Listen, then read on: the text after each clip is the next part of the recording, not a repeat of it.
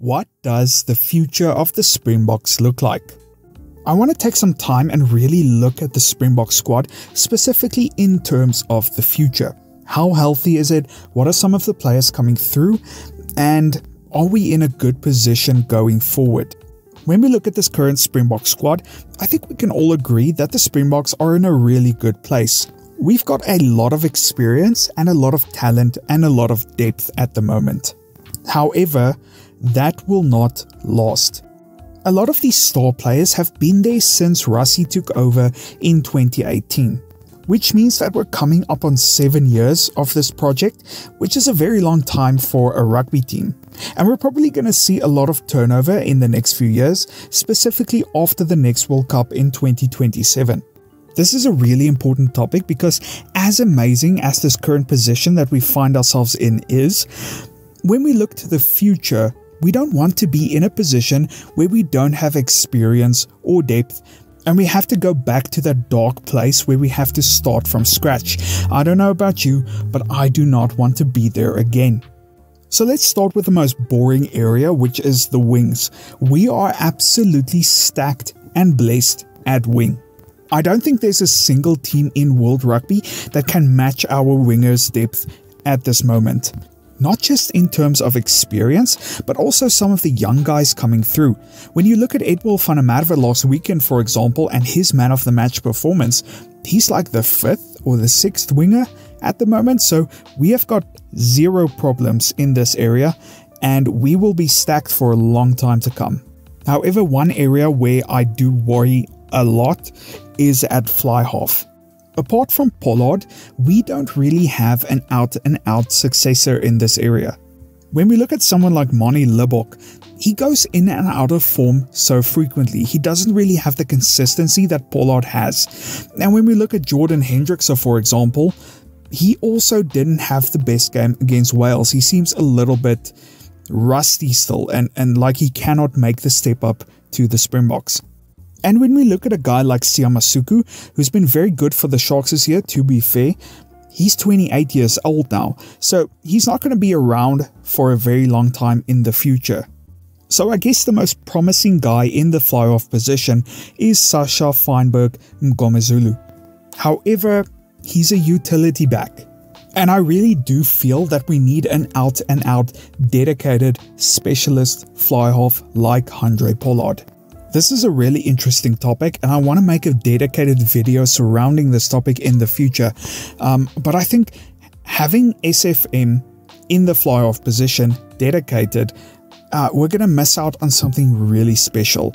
I don't want to say too much right now, but I don't think that's the solution going forward. It's great that we have him there.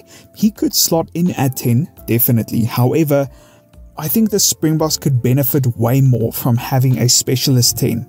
And like I said, Jordan Hendrickse just doesn't seem like he's that guy right now. Hopefully he can develop a bit more.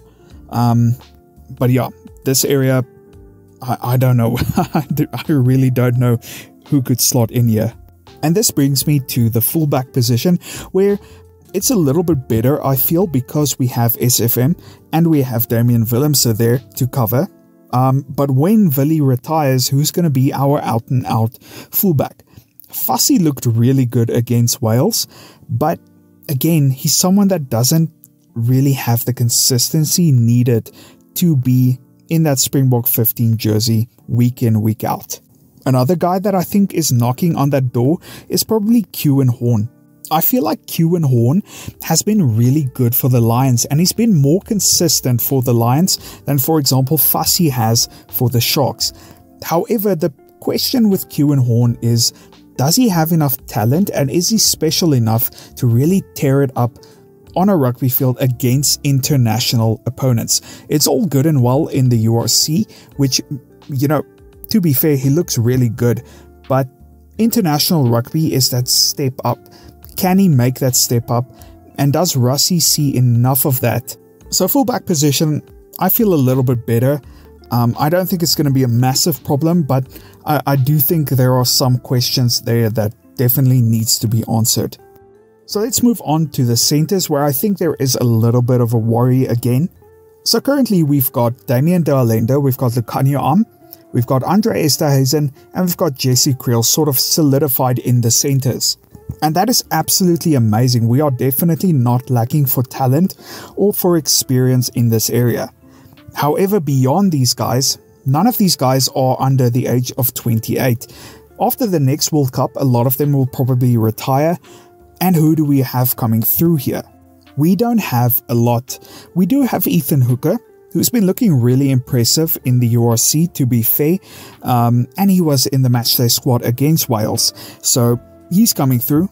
Another guy that I have been looking at is Henku van Wyk, Weapon X. He seems a little bit injury prone, but when he plays, I think he looks absolutely fantastic.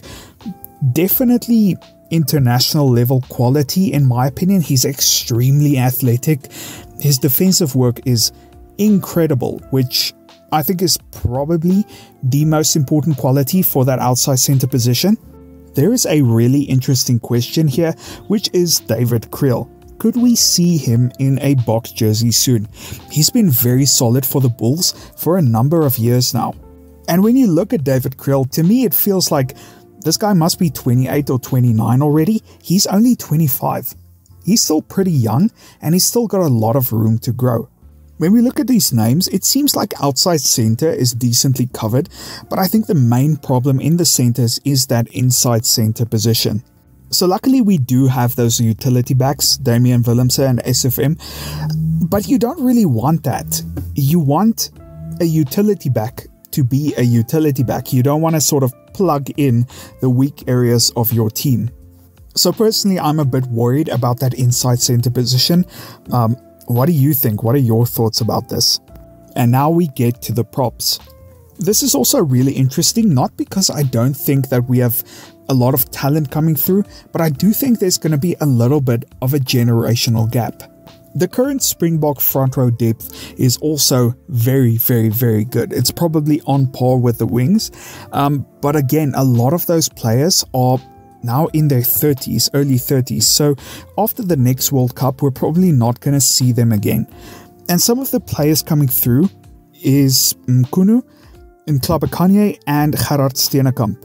Now these props are really good, but I think because our front row was so dominant for so long, we've sort of had these core group of props that, you know, they sort of pushed every single other prop out of the way. And I think we're going to find ourselves in a position where our props are going to require maybe 1 or 2 years to really get things right. So I would say probably after the next World Cup, we're going to have a little bit of a problem in the scrum.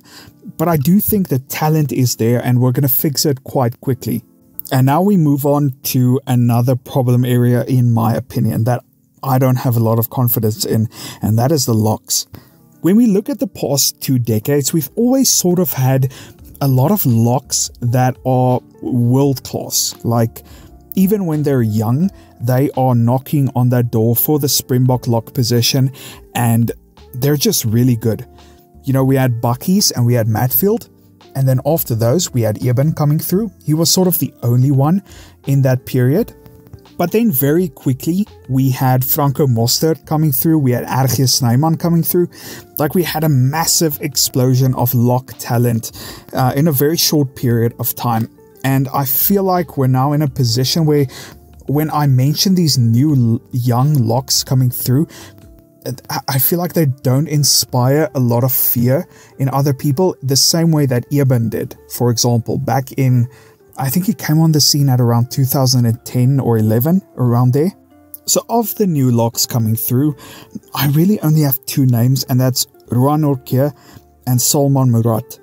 Maybe I've overlooked a few people that maybe you can tell me in the comments, but these are really the only 2 people that I can think of that are really close to being Springboks. And apart from that, I mean, you take someone like Ruan Vermaak, who's the number 4 at the Bulls. I mean, he's just not at that level where he can make that step up. So let me know if there's anyone that I'm missing here, but I just think we only have those 2 really that are maybe they could develop into something really special, but even now they're not there. And now let's get to the area where I am the most excited, which is the loose forwards. The new loose forwards that are coming through are very, very young, but they are so good. I think it's going to be quite similar to the props in that after the next World Cup, we're probably going to find ourselves in a position where the loose forwards are quite inexperienced, and the breakdown work might suffer a little bit. However, I think there's going to be so much talent in this group of players that they're sort of going to galvanize each other, and very quickly we're going to get test match ready flankers and eighth men that can take the field in a World Cup final. When you look at some of these names, you know, Ulrich Lowe, Evan Riss, Cameron Honeycomb, etc., I just don't think we're going to have a lot of problems here. And if we do have problems, it's going to be for a very short period of time. I don't think it's going to be a long time that we're going to sit with inexperienced or not test match ready loose forwards. Overall, I think for the future, the Springboks are in a good position. Not absolutely amazing, but pretty good. We could still be pretty competitive, even if there is a lot of turnover. Again, this video is really looking at the longer term, sort of after the next World Cup. I think that for the next 2 or 3 years at least, we're going to be completely fine. We're still going to have a lot of good performances. It's just after the next World Cup, I could see us being in a little bit of a slump. Let's hope it's not before the World Cup. That would absolutely suck. Thank you so much for watching. I'd love to hear your thoughts. This is a little bit of a subjective video, so I'm sure you have many. Is there anyone that I've missed? Is there any area that you think I may be over-exaggerating a little bit? Let me know in the comments below. Cheers, guys.